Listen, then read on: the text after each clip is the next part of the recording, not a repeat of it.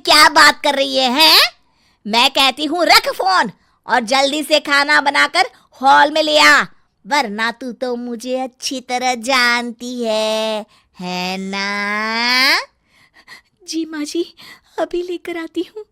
हाँ, जल्दी आ। गुस्से में बड़बड़ाती हुई कोकिला वहां से चली जाती है। कोकिला छोटी छोटी बातों को लेकर अपनी बहू सुधा को अक्सर मारा पीटा करती थी। अपनी पत्नी की इस हालत से अनजान सुधा का पति सूरज एक दिन ऑफिस के काम से दूसरे शहर जाने की तैयारी कर रहा होता है कि तभी, इसे भी रख लीजिए जी। अरे, इस डब्बे में क्या है भाई? बड़ी अच्छी खुशबू आ रही है। रास्ते में खाने के लिए मैंने आपकी पसंद के आलू के पराठे बनाए हैं। ठीक है, इसे बैग में रख दो। अच्छा सुनो, अब मैं निकलता हूँ, तुम अपना ख्याल रखना। हाँ जी। सूरज वहां से चला जाता है। इस तरह सुधा के पति के दूसरे शहर जाते ही उसके सास ससुर के अत्याचार और बढ़ जाते हैं। तंग आकर सुधा घर छोड़ने का मन मना लेती है और जब सुधा अपनी सास के साथ बाजार से सब्जी खरीद रही होती है, तभी सुधा मौका देखकर अपने मायके जाने वाली बस में चढ़ जाती है। अरे ये नालायक कहाँ चली गई? कोकिला बहू को बाजार में ढूंढने लगती है। तभी उसकी नजर रीटा पर पड़ती है, जो एक चोरनी होती है और उसकी शक्ल हूबहू सुधा से मिलती है। अरे करम जली, तू यहाँ क्या कर रही है? कब से ढूंढ रही हूँ तुझे। भगवान तेरी जैसी बहू किसी को ना दे। पूरा बाजार घूम घूम के मेरी हालत खराब हो गई। और ये अचानक तूने ये अजीबोगरीब कपड़े कहाँ से पहन लिए? अब सीधी तरह घर चल, बहुत देर हो गई है। अरे, ये बेवकूफ मुझे अपनी बहू समझ रही है। अच्छा है, बुढ़िया पैसे वाली दिखाई देती है। इसके घर तो चोरी करने में मजा आ जाएगा। रीटा कोकिला के साथ उसके घर चली जाती है।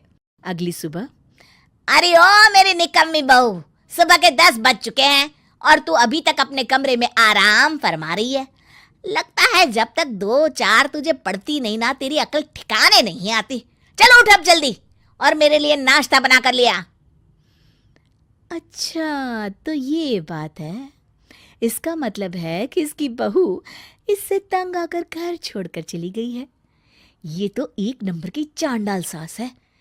इसे तो सबक सिखाना पड़ेगा। अरे तू पागल हो गई है क्या बुढ़िया, जो मुझे नाश्ता बनाने के लिए बोल रही है?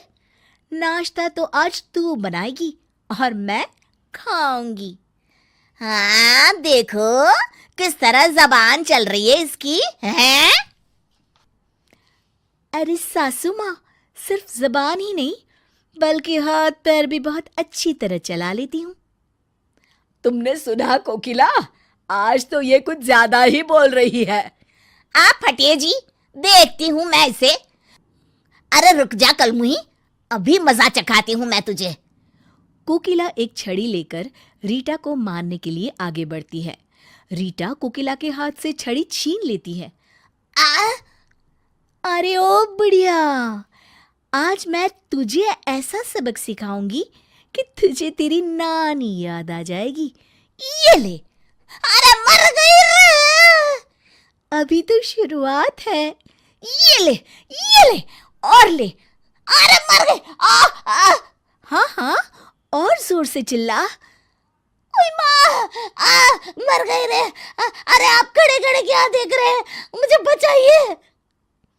अरे ये क्या बचाएगा तुझे, मैं इसकी भी अच्छी मरम्मत करूंगी। ये ले खुसड़ बुड्ढे। मर गया रे।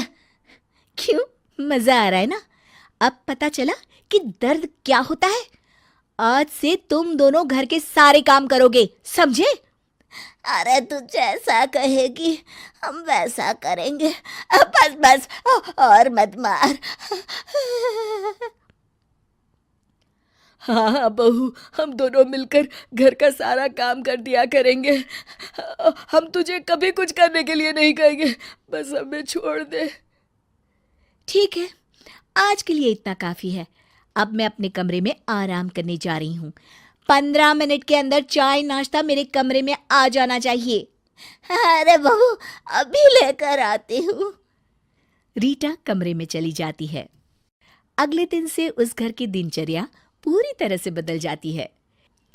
रीटा सुधा के सास ससुर से घर के सारे काम करवाती और खुद मजे से आराम करती। अरे बुढ़ापे में मुझे क्या क्या करना